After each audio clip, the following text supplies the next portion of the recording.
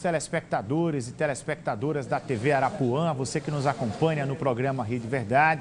Hoje nós temos uma entrevista exclusiva com o presidente da Câmara dos Deputados, o deputado federal paraibano Hugo Mota, que já está aqui conosco, será o entrevistado do Rede Verdade de hoje. Mas antes a gente vai com a informação que o presidente da Câmara ele cumpriu a agenda hoje pela manhã, já aqui em João Pessoa. E, inclusive, esteve visitando o Tribunal de Justiça do Estado da Paraíba, onde foi recebido pela presidência. Que a gente acompanha agora essa visita institucional do presidente da Câmara com o presidente do Tribunal de Justiça do Estado da Paraíba, o doutor Fred Coutinho, em que a gente vai acompanhar agora para os nossos telespectadores e telespectadoras da TV Arapuã.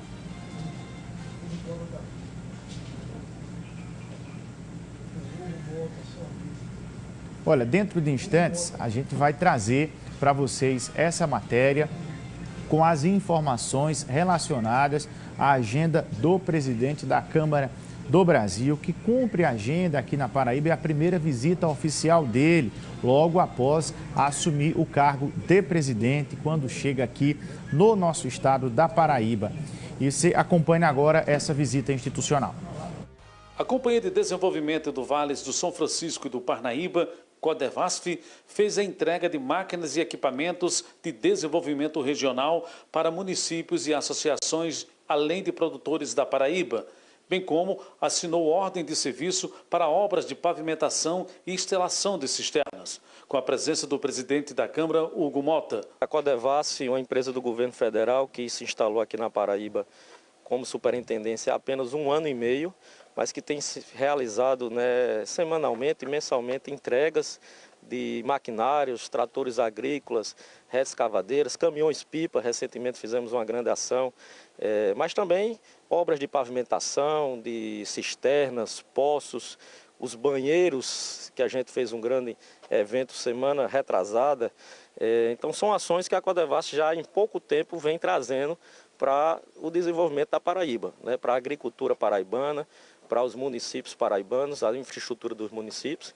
E hoje mais um grande evento, dessa vez com a presença confirmada do presidente da Câmara, Hugo Mota, recém-eleito, primeira agenda na Paraíba, prestigiando a Codevasf da Paraíba, a Codevasf Nacional, o governo federal, e trazendo esse grande desenvolvimento para a Paraíba, para que a gente possa investir cada vez mais nos municípios paraibanos. O evento contou com a presença do presidente da Câmara dos Deputados paraibano Hugo Mota, além de várias outras autoridades, deputados estaduais, prefeitos e presidente de associações. Para mais uma grande conquista, queria agradecer ao deputado Hugo Mota e ao deputado Tanilson, que vem nos ajudando muito a levar ainda mais desenvolvimento para a nossa cidade, ajudar ainda mais os agricultores da nossa cidade.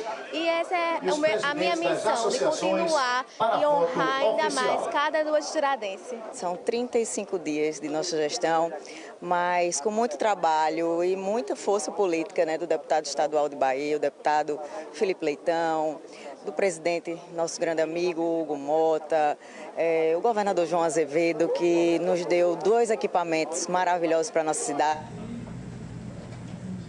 Olha, conforme nós falamos, a nossa conversa a partir de agora é com o presidente da Câmara dos Deputados do Brasil, deputado federal do Republicanos da Paraíba, Hugo Mota, que concede agora a primeira entrevista em estúdio para a TV aqui no nosso programa Rede Verdade da TV Arapuã. Presidente, obrigado por atender o nosso convite, seja bem-vindo. Olha, Bruno, é uma alegria poder estar aqui no programa, conversando com toda a Paraíba. Estou aqui à sua disposição para debatermos aí os temas de interesse do nosso estado e do nosso país. Presidente, quando nós olhamos o resultado da última eleição, em que o senhor conseguiu tirar 444 votos, é algo assim, no meio a um país tão dividido, quase que improvável. O senhor conseguiu unir ali partidos como PT, PL e os agregados nas respectivas ideologias. De bastidores, qual foi o discurso, qual foi a mensagem que o senhor levou para conseguir todo mundo dentro do seu projeto? Presidir a Câmara dos Deputados é uma função de muita responsabilidade. Ela requer que você tenha bastante equilíbrio na sua conduta e na forma como você faz política. Foi assim que eu sempre me comportei durante esses mandatos que tive a oportunidade de exercer, graças a Deus e à confiança do povo paraibano, que me credenciou para que eu pudesse chegar a esse ponto de hoje poder receber a confiança de praticamente todos os partidos da casa. Eu vou sempre, Bruno, checar e fazer algo que venha, antes da tomada de decisão, você tenha a certeza daquilo que você está tratando, você tenha a oportunidade de poder analisar antes de agir. Por quê? Porque isso faz com que você erre menos. Então, nós temos que ouvir mais, nós temos que dialogar. E essa construção, ela foi feita dessa forma. Foi pautada no diálogo, foi pautada na transparência.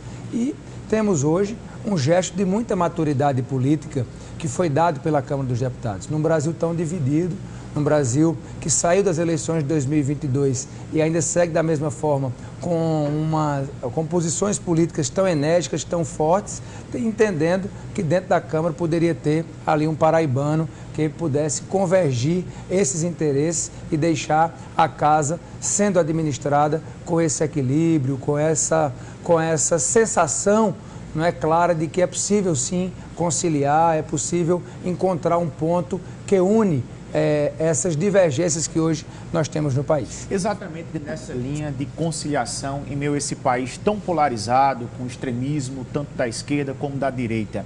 O senhor acha que é possível governar, ser na condição de presidente da Câmara, atendendo os dois lados e buscando o equilíbrio, buscando a razão, como o senhor sempre falou naquele seu discurso? Sim, eu penso que o centro, que é o ponto político que nós estamos, é o lugar onde você não tem a condição de ter preconceito com ideias. Eu não posso agir de maneira que eu condene uma ideia partindo do pressuposto de onde ela vem. A ideia, se ela é boa, ela vem da esquerda, ela vem da direita, ela deve ser implementada. Por quê? Porque ela é boa para o país, ela é boa para a nossa população. Foi assim que eu sempre agi. E estar no centro, muitas vezes as pessoas que criticam, não, o centro é a ausência de posição, não. O centro é a ausência de preconceito. O importante não é de onde a ideia vem. O importante é para onde essa ideia nos leva. É isso que tem norteado a minha vida e a atuação política. Dito isso, é possível sim você montar uma agenda de consenso com projetos que interessem, vamos dizer, um pouco mais ali à direita, que interessem também os partidos de esquerda e nessa racionalidade podemos ter uma pauta em favor do país e não a favor de projeto político de quem quer que seja. É dessa forma que nós vamos nos portar e eu penso que é isso que os deputados e deputadas federais que nos elegeram esperam da nossa atuação à frente da presidência da Casa. Eu assisti atentamente o seu discurso de aproximadamente 20 minutos e o senhor foi muito enfático numa fala em defesa da democracia, inclusive citando muito Ulisses Guimarães e todos os outros defensores da nossa democracia. Em algum momento da nossa história recente, o senhor viu a nossa democracia ela ameaçada ou o porquê dessa necessidade de ser tão enfático nessa defesa? A democracia no Brasil foi uma conquista que irá completar agora, daqui logo mais alguns anos, 4 décadas. Eu sou o primeiro presidente da Câmara do regime democrático, que nasceu após o regime democrático.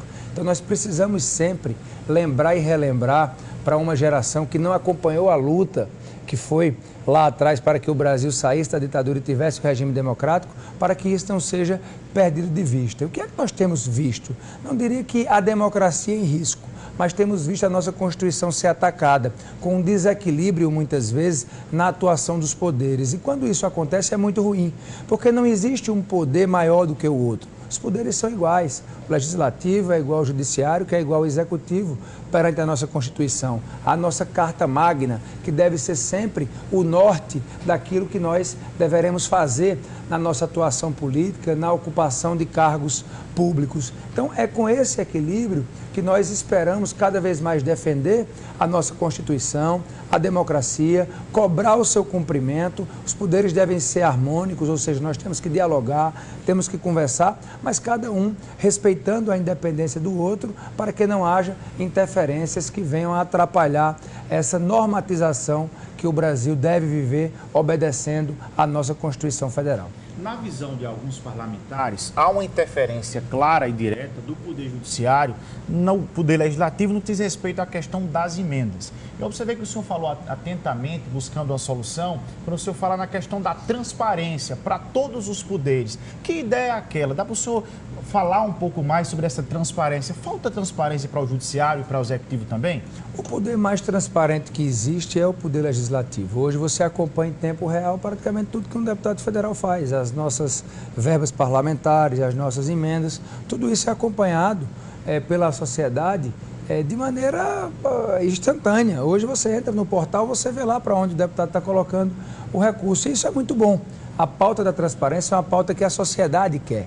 E a transparência ela deve ser para todos. Por que a transparência é só para o Legislativo? Porque o Legislativo é mais fraco que o Judiciário, que o Executivo? Não. A transparência ela deve existir para todos os poderes. E eu dei uma ideia no meu discurso que hoje nós temos um avanço nas tecnologias que nunca tivemos antes. Então você pode muito bem ter um portal de transparência que acompanhe os gastos públicos de todos os poderes para que se tenha a garantia que os recursos que são recolhidos através do pagamento dos nossos impostos seja bem aplicado em favor da população. É isso que nós defendemos. Por exemplo, você pega hoje, o Poder Executivo tem lá, não o governo atual, todos os governos tiveram isso, decretos com sigilo de 100 anos. Não existe isso. Acho que o sigilo só se justifica se for um projeto ali que tenha alguma questão de segurança nacional, de estratégia de país, aí tudo bem. Mas sigilo sobre gasto, sigilo sobre cartão corporativo, não. O Brasil não pode aceitar, a sociedade quer mais transparência e é uma pauta que nós vamos buscar defender na presidência da Casa. Há quem faça uma fala em relação à questão de um festival de emendas. Deputado tem emenda Pix, manda para onde quer. Na condição de presidente da Câmara dos Deputados, qual é a fala que o senhor tem no sentido da defesa das emendas? Qual a importância dela para cada município da Paraíba, para quem está nos acompanhando agora? Uma das prerrogativas diante de tantas que os parlamentares têm, praticamente hoje em todos os níveis, desde vereador, passando por deputado estadual até o Senado Federal, é participar de indicações de emendas ao orçamento público. É através dessa prerrogativa que nós conseguimos levar avanços significativos para as nossas bases eleitorais. O parlamentar, o deputado federal, o deputado estadual, o vereador, o senador, ele está em contato constante com as suas bases, seja visitando as bases, seja em contato com os gestores, com presidentes de associações de bairro. São essas pessoas que trazem as demandas até os parlamentares para que essas demandas possam ser solucionadas. Por exemplo, hoje nós participamos de entrega de equipamentos, de cisternas, anúncio de pavimentação junto à Codevasf para mais de 25 municípios da Paraíba, que estavam também sendo representados por associações comunitárias rurais. Ou seja, isso seria possível de ser resolvido se não fosse a nossa atuação junto ao orçamento? Provavelmente não. Então, essa ação, que é tão importante, principalmente para estados como o nosso, ela tem que ser defendida de forma pública, como eu estou fazendo aqui. Quanto mais recursos eu puder trazer para a Paraíba, eu vou trazer. Isso não me envergonha, por quê? Porque é a população que precisa melhorar de vida, ter mais infraestrutura, ter mais saúde, mais educação, mais segurança pública, cobra isso de nós. E não é um técnico num gabinete lá em Brasília que vai saber o que, por exemplo, o seu município de Ibiara precisa. Não é esse técnico que vai saber. Quem sabe somos nós que estamos falando com os prefeitos diariamente, que estamos andando o Estado, que conhecemos essa realidade. Então, defender a atuação parlamentar junto ao orçamento é defender uma melhor qualidade de vida, principalmente para as pessoas que mais precisam, e nós vamos defender isso com unhas e dentes, porque entendemos que esse avanço do parlamento no orçamento foi bom para o Brasil. A saúde melhorou, os municípios melhoraram, a qualidade de vida das pessoas melhorou, porque a vida das pessoas está nas pequenas cidades, está nos pequenos municípios, nas comunidades rurais. É aí onde se precisa entrar a força do poder público para que essas pessoas tenham a atenção e a assistência que merecem. Presidente, um pilar importante de ser avaliado para um governo federal é o pilar da economia. Quando você observa a economia do Brasil, os índices mostram que a sensação, ou melhor, que os números não são bons e a sensação do poder de compra do brasileiro a cada dia tem piorado mais. O senhor reconhece esse cenário também e, como presidente da Câmara, já tem pensado de alguma maneira em discutir como é que o Legislativo pode colaborar para melhorar essa questão econômica do Brasil? Nós não só reconhecemos, como nos preocupamos, né? Recebi essa semana o ministro da Fazenda, Fernando Haddad, lá na Câmara, onde ele esteve levando a agenda do Ministério da Fazenda, a agenda econômica do governo para o ano de 2025, e nós fizemos questão de deixar claro que nós temos sim uma postura colaborativa, queremos ajudar. Foi assim durante esses 2 primeiros anos, onde eu estava na condição de líder do meu partido e ajudamos a aprovar praticamente todas as matérias enviadas pelo governo até a Câmara dos Deputados, para dizer que essa nossa atuação em favor de uma agenda de diálogo, de cooperação com a agenda econômica é muito forte. Por quê? Porque entendemos que isso é necessário para que o Brasil possa vencer esse momento de instabilidade. E eu fiz questão de dizer que o ministro terá de nós uma relação de lealdade para dizer o sentimento da casa, de lealdade para não se criar obstáculos onde não existe, mas lealdade também àquilo que é importante para o país. Nós não podemos afastar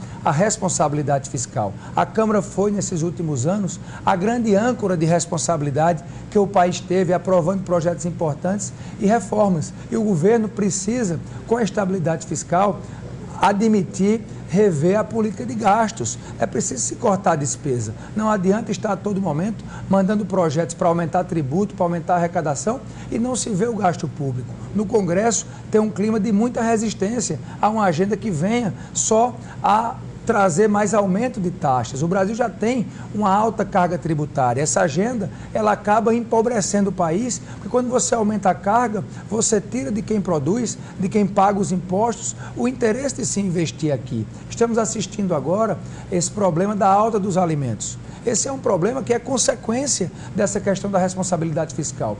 Ou se toma decisões difíceis para que a inflação seja controlada, ou não vai conseguir resolver o problema do aumento dos alimentos. Não é com interferência pontual, com paliativo, que isso será resolvido. Será com medidas mais estruturantes. E são essas medidas que o Congresso tem defendido, que nós estamos prontos para ajudar nessa agenda do governo, porque entendemos que é o que é correto fazer pelo país. Então, se não se rever a despesa, o gasto, dificilmente nós vamos sair desse cenário de juros altos, de dólar batendo os maiores valores históricos e um cenário onde os juros futuros, porque o que sai é a taxa de juros de hoje, mas os juros futuros, que é onde o empresário lastreia o seu investimento, sendo impagáveis. O que é que vai acontecer? O empresário não vai mais produzir, não vai mais investir e nós vamos ter um problema na geração de emprego, na geração de renda, que é ruim para todos nós. Por quê? Porque a nossa moeda, ela enfraquece. Você diminui o poder de compra. Hoje, o trabalhador, Bruno, que ganha ali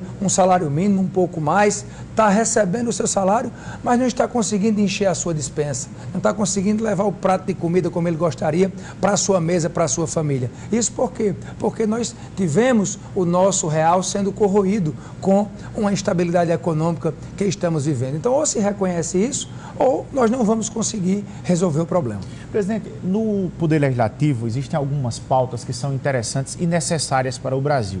Mas, infelizmente, o que ganha visibilidade são as pautas de costumes, que, infelizmente, acabam ali criando uma espécie de cortina de fumaça e você acaba tirando a atenção dos verdadeiros problemas. O senhor também tem essa visão diante desse tema? E o que é que o senhor vai buscar para colocar que essas pautas, que são pautas que interessam ao Brasil, elas possam andar e não fiquem travadas lá, para não ficar apenas em pautas que são de interesses para as galeras, tanto de esquerda como de direita? Pauta de costume não é a prioridade da população brasileira, até porque cada um tem a sua opção sexual, tem a sua opção religiosa, tem a sua formação educacional, que o faz pensar de uma forma e dificilmente você convence uma pessoa a mudar o seu pensamento. Por quê? Porque ele foi criado, a pessoa foi criada daquela forma. Então essa não é uma pauta que é prioridade, não é papel do Estado estar querendo interferir nisso. O nosso trabalho tem que ser em pautas relevantes, como saúde, segurança, educação, sustentabilidade, políticas públicas para as pessoas com deficiência, discutir o autismo, discutir a infraestrutura, a logística do país. É isso que cabe ao parlamento, é isso que cabe a nós e é por aí que nós vamos focar o nosso trabalho. Essas pautas de costume, elas nos fazem gastar muita energia, não se consegue produzir quase nada, muito pouco, zero, é uma pauta nula, e nós deixamos de estar discutindo o que realmente interessa, o que a população verdadeiramente quer, que é política pública de resultado, de entrega, de eficiência. É com esse espírito, é com esse objetivo que nós vamos procurar presidir a Câmara dos Deputados e pautar matérias que venham a trazer retorno positivo para o povo brasileiro. Eu assisti um recorte de uma fala do senhor que foi questionado e respondeu quanto à questão da dosimetria da lei da ficha limpa. Sobre aquele tema, o que é que o senhor tem a falar sobre a questão da punição de inelegibilidade de até 8 anos para quem é condenado? A lei da ficha limpa é uma conquista da sociedade. O Brasil já está adaptado com essa lei, o judiciário já trabalha dessa forma. Diria até que os políticos, os partidos entendem que a lei ela foi ali em um determinado momento importante e uma conquista da população que se mobilizou para que essa lei pudesse ser aprovada. Não há da nossa parte nenhum compromisso, nenhum interesse de se mudar a lei. O que eu disse é que se algum partido legitimamente, através de um parlamentar ou de vários parlamentares, levar essa ideia para a Câmara, nós vamos tratar como vamos tratar todas as outras matérias que chegarem a nós. Vamos levar para o Colégio de Líderes e lá decidir se esse projeto vai ou não para a pauta. A análise que eu fiz pessoal é de que hoje, no regime que nós temos, com eleição de 2 em 2 anos, 8 anos é muito tempo de penalidade, porque são 4 eleições. São 4 eleições. Não reconhecer isso é não reconhecer o sistema político que nós temos. Ora, em um mês na política acontece muita coisa, você imagina em 8 anos. Então, o que eu quis analisar foi que esse período, para o formato político que nós temos no país, é realmente muito tempo para que uma pessoa fique sem disputar a eleição. A nossa conversa de hoje está sendo com o presidente da Câmara dos Deputados, deputado federal do Republicanos da Paraíba, Hugo Mota. Intervalo comercial de 1 minuto e a gente já volta falando sobre os temas da Paraíba, saber o que é que diz o presidente da Câmara dos Deputados em relação à questão do Republicanos, maior partido do estado da Paraíba. Para onde vai pender em 2026? Daqui a pouco a gente fala.